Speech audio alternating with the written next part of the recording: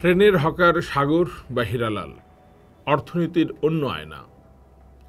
আজকে বরেন্দ্র ট্রেনে একজন হকারকে ধরে জরিমানা করার উদ্যোগ নিলাম।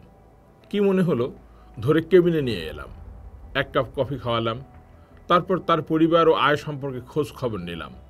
পরিশেষে ট্রেনের ভেতর উঠে হকারি না করতে মোটিভেট করলাম। সে আমার অনুরোধ পালন করার প্রতিশ্রুতি দিল।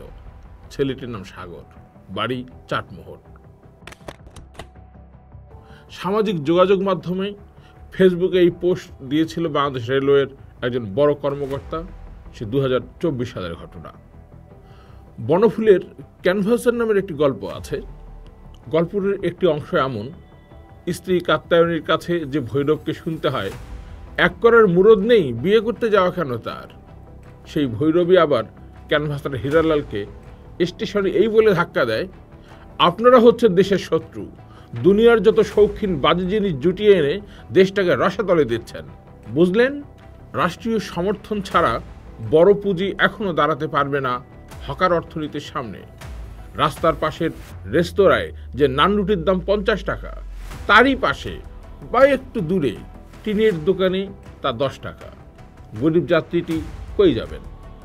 ক্যানভাসার যখন তার শুভ্র সুন্দর দাঁত বিকশিত করে নিজের আবির্ভাব সদর্পে সমর্থন করতে লাগলো, তখন ক্রুদ্ধ ভৈরব তার গণ্ডদেশে প্রচণ্ড চপেটাঘাত করে বসল। সঙ্গে সঙ্গে দাঁতের মাজনের সুখ্যাতিকারের নকল দন্তপাটি নিয়তির অট্টহাসির মতোই ছিটকে বেরিয়ে এলো। কিন্তু এখানেই শেষ নয়। প্রহারের পরেও মুখে হাসি টেনে ক্যানভাসার করুণ সুরে বলছে, কেন মারধর করছেন মশাই? গরিব মানুষ, এই করে কষ্টে শিষ্টে সংসার চালাই। বুড়ো বয়সে উপযুক্ত ছেলেটি মরে গেছে। তারপর ভৈরব একটি মাজনের কৌটো কিনে এনে ক্যানভাসারের হীরালাল কাছ থেকে। যদিও আমাদের রেলওয়ের কর্তাটি হীরালালের চরিত্রে সাগরকে ডেকে কফি খাইয়েছেন। যমুনা সেতু তখনও হয়নি। তখন রেল লাইনের পাশে গায়ের লোকজন কলসিতে করে পানি আনতেন। আমরা 4 আনা 8 আনা দিয়ে পানি খেতাম। স্থানীয় জনগণের আয় রোজগারের জায়গা ছিল এটি। এখন বোতলজাত পানি 20 টাকা দিয়ে কিনে খেতে হয়। রোজগারটা চলে গেল 2-4 জন পুঁজিপতির হাতে।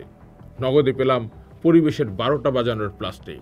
অথচ ট্রেনে শৌচাগারের জন্য পর্যাপ্ত পানি পাওয়া যায় না। পানির মান এমনই, মুখ ধোয়াই অসম্ভব। খাওয়ার পানির ব্যবস্থাই আজ অবধি করা হলো না। টিকিট কালোবাজারি সহ আরও নানান অব্যবস্থাপনা এই বড় কর্তারা তখন কই থাকেন? বাংলাদেশের কত ভাগ মানুষ শপিং মলে সদাই করে? নিজেদের ঘরের দিকে তাকালেই বোঝা যায় অধিকাংশ পণ্যই ফুটপাত বা হকারের কাছ থেকে কেনা। মাছ কিনি, তাও রাস্তা থেকে। চা খাই, তাও ফুটপাতে। মোবাইলের যন্ত্রপাতি, তাও ফুটপাতে বা ট্রেনে কেনা। কটন বাড, আনাজ কাটার উপকরণ, তাও। যে জিনিস রাস্তায় কিনি 20 টাকায়, তা শপিং মলে 50 টাকা। কাগজের ঠোঙায় যে বাদামের দাম 10 টাকা, পলিথিনের প্যাকেটে তা 20 টাকা। ট্রেনে যে খাবার 180 টাকা, হকারের কাছে তা 80 টাকা। বিশ্ব বাণিজ্যে বাংলার বহুকাল ধরে উদ্বৃত্ত ছিল। পাল আমলের আগে থেকে শুরু করে 1800 সাল পর্যন্ত। তখন কয়েকজন চৌকিদার ও কৃষি আমলা ছাড়া সমাজ রাষ্ট্রকে অহেতুক হস্তক্ষেপ করতে দেয়নি। তারপর শহরে কারখানা হলো রাষ্ট্রের প্রত্যক্ষ মদদে। শুরুতে হাতে গোনা কিছু কারিগর সেসব কারখানায় কাজ করলেও গ্রাম জুড়ে যে উৎপাদন ব্যবস্থা তৈরি হয়েছিল 1000 বছর ধরে, সেটি এখনকার অর্থনীতির বড় ভিড়, যেটিকে আমরা আলাদা করে গ্রামীণ অর্থনীতি বলে সংজ্ঞায়ন করে থাকি। বড় পুঁজি ছিল সবসময় মূলত নগরভিত্তিক। তারা ব্যবসা বাড়ানোর জন্য গ্রামের উৎপাদন ব্যবস্থার উপর বা উৎপাদন বাড়ানোর জন্য চাপ দিতে পারত না। গ্রামের উৎপাদন ও এর বাজারজাতকরণ ছিল নিজস্ব নিয়মেই। হাটবাজারের বাইরে ফেরি করে বা হকারি করে পণ্য বেচা বিক্রির সংস্কৃতি এখানে অনেক পুরনো। রাষ্ট্রীয় সমর্থন ছাড়া বড় পুঁজি এখনও দাঁড়াতে পারবে না এই অর্থনীতির সামনে। রাস্তার পাশে রেস্তোরাঁয় যে নান রুটির দাম 50 টাকা, তারই পাশে বা একটু দূরে টিনের দোকানে তা 10 টাকা। গরিব যাত্রীটি কই যাবেন? আমি নিজেই নিয়মিত বঙ্গবন্ধু সেতু স্টেশনে কখন খিচুড়িওয়ালা আসবেন তার অপেক্ষায় থাকি, 40 টাকা দিয়ে 1 প্লেট ডিম খিচুড়ি খাবো বলে। হকার সিস্টেমটা মূলত ভিত্তি হলো কেন্দ্রহীনতা। এখানে যত বিক্রেতা তত উৎপাদক। এ যেন এক রক্তবীজের ধারা। কোনো কেন্দ্র নেই, ফলে তাদেরকে নিয়ন্ত্রণে আনা কঠিন। 250 বছরের নানান বহুজাতিক ধাক্কায়ও টিকে থাকে।